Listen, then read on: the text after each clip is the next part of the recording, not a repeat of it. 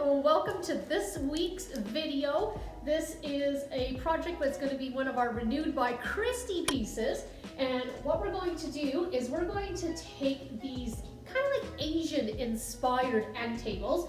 You probably see these quite regularly as you go around, whether it's thrift stores or consignment stores such as ours, or perhaps you even have a pair of these. In this condition, they're kind of dated. So what we want to do is we want to take them from Asian inspired to French inspired, which is a little bit more current and on trend because they're such good quality. They're lots of carving and lots of details on these. So we want to show you that it's pretty easy to transform these. So what we're going to do is we're going to have Sherry. She's going to come around. Sherry is my cousin. There's Sherry.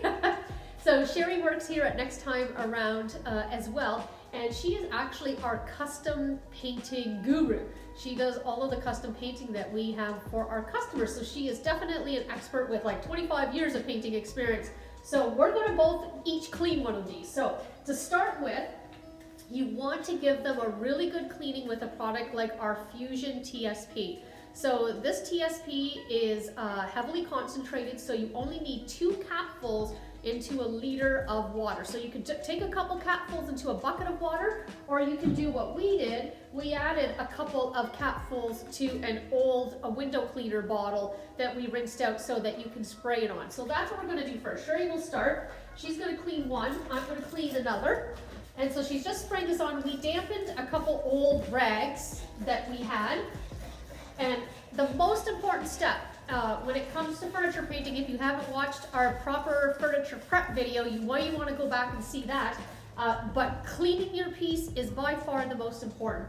And it's not just to get rid of the dust, because let me tell you, there's probably a lot of dust residue sitting inside all these nooks and crevices, but it's to get rid of any like grease and grime and things that could have accumulated on there over time, because paint doesn't want to stick to that. So that's what we're going to do.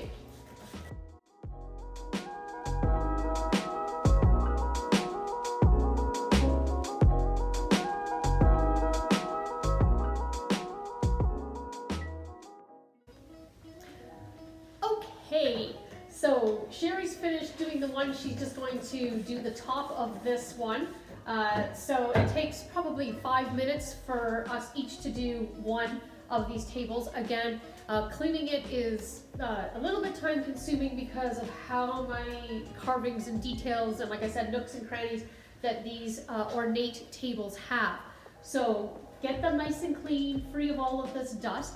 Now, a lot of times we recommend if it's a really shiny surface, like these tables are really lacquered, they're super shiny. So you will definitely want to do a really good scuff sand to get rid of some of the shine in cases like this, except when you are painting mahogany or red stained furniture. If you want to go with a really light color, you definitely need to block the red tannins from bleeding through. So the best product to use for that is the Zinsser bin. This is a shellac based primer. This one is tinted white, so we decided to go with this route. So in this case, we don't need to sand. You actually don't want to sand before you prime, because now you're actually opening up those tannins and bringing them to the surface. So if you plan to apply a product like the Zinsser bin shellac, don't sand first, just clean, and then we're going to apply a coat of this. This is going to seal in all those red tannins from bleeding through our coat of paint. Okay, so what we're going to do is we're going to open up our can of the bin. I will put a link to this product in the description below so that you can easily find this. And I'm going to give it a good stir. I can already feel with stirring, because who knows how long this can sat on the counter or on the shelf. But the bin is available at most of your local hardware stores. So we just stir that nicely. And again, we got a white tinted one. They do come in clear. And if you want to actually paint these a dark color, I would use our Fusion Ultra Grip first.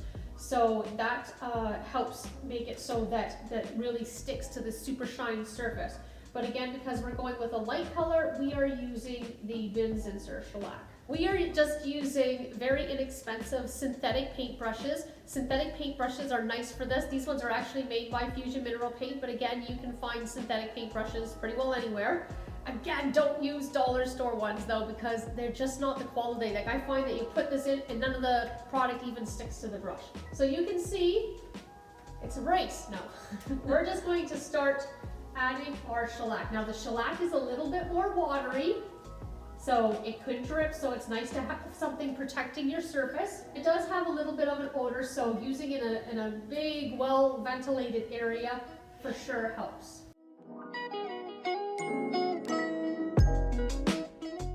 Okay, I would imagine that this is a little boring, even in fast forward mode, to see us just apply this first coat of primer. So we're just gonna pause the camera here and finish putting this first coat on, and then we'll be right back. And we're back. So we've let this dry for probably a good 2 to 3 hours. Sherry got a coat on that one, I got a coat on this one. And we've decided, because we're going with a French look, we are going to paint it in this really pretty pale blue color by Fusion Mineral Paint called Little Whale. It is such a nice soft blue color, but then we do plan on adding a little bit of glaze to pop out the details after, and that brown antiquing glaze is going to change the color of the paint ever so slightly, so stay tuned for that. We're just using our Fusion 1-inch synthetic paintbrushes. Again, the smaller brush definitely makes it easier to get inside all these little crevices. So we're going to do the sides and the legs first, and then we'll do the top second or last. And I think we'll probably roll the top. We'll see how this first coat goes. The Fusion paint literally goes on so smooth, it's self-leveling, and there's no VOCs. So again, you can paint indoors. This is winter here, we're January, and we don't have to worry about it having to be outdoors. Even a well-ventilated area doesn't really matter. We are in a well-ventilated area because we're inside our store, which has lots and lots of space and very high ceilings. So we're just gonna paint for a little bit here, and then we'll probably pause the camera for you so you don't have to watch this process, but it's super easy. And if you have any questions on how to paint, just ask us in the comments below.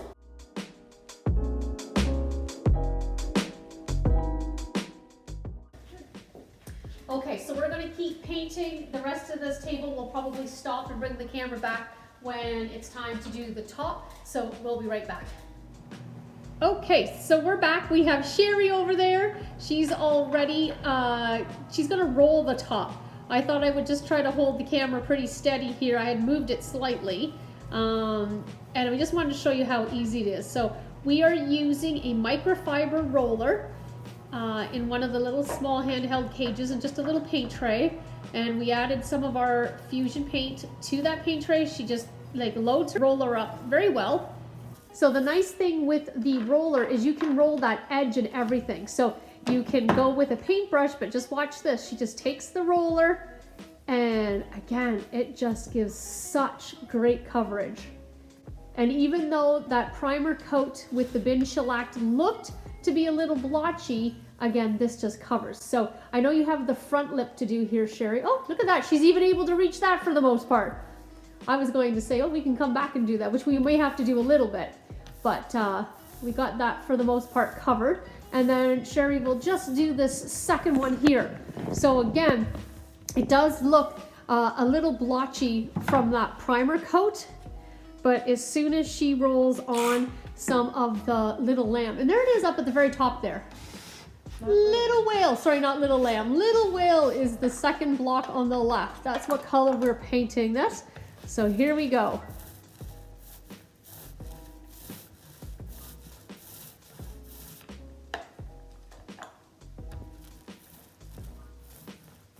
So any tricks to rolling, Sherry, you want to share?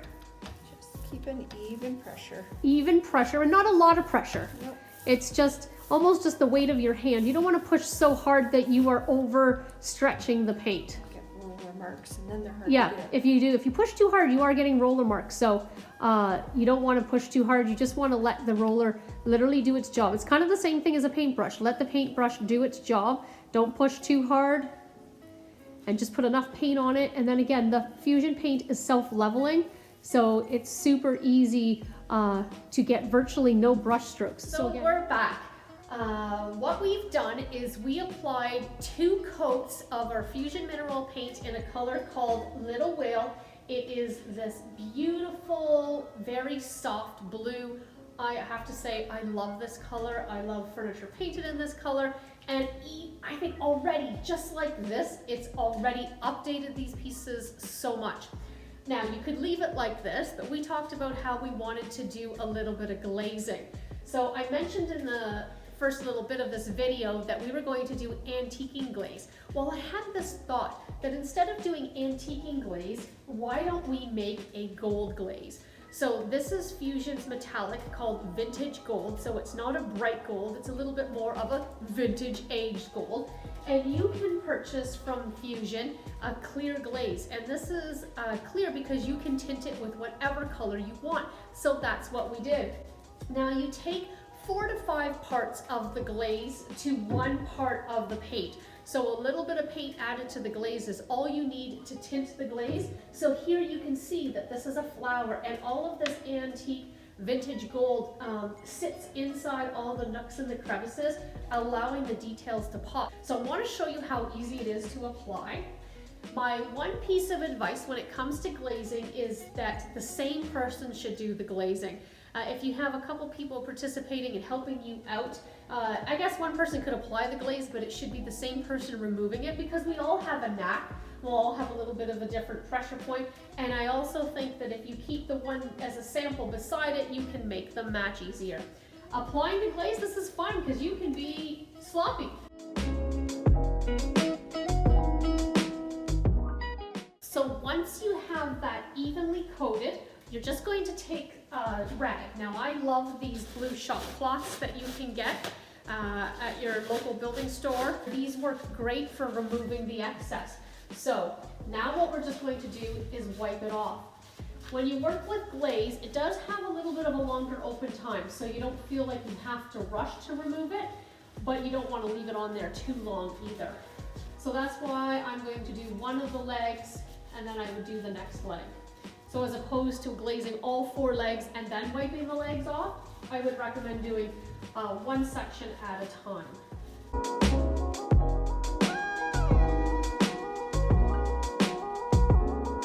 That's how easy it is to apply the glaze. And then this takes a little bit of time to dry, and you can add a protective coat, say like Fusion's Tough Coat on top, for extra durability. The glaze on its own is not as durable as the paint finish, so depending on what you're painting, you may want to apply a protective coat, like of a polyurethane. Again, I recommend Fusion's non-yellowing Tough Coat. It does come in 2 sheens. You can get the satin flat finish, or they have now just released a new high gloss finish.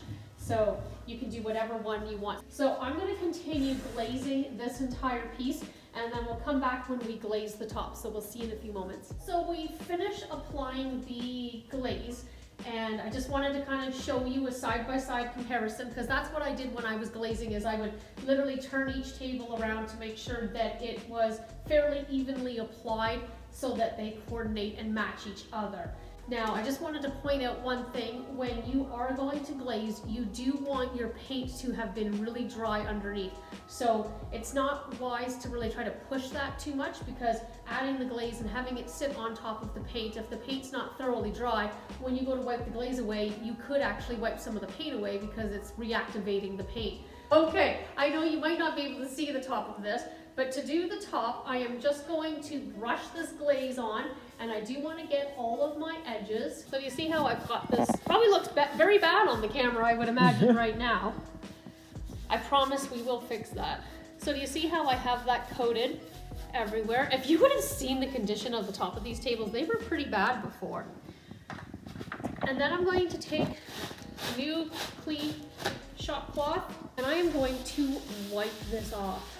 So do you see how it's changed the color of the table? It's no longer that soft blue. Now it just has like almost a pearlized gold metallic sheen to it. And there we go. So I want to just make sure that I do that back and forth so that it's got some texture, some lines, but they're all going in one direction.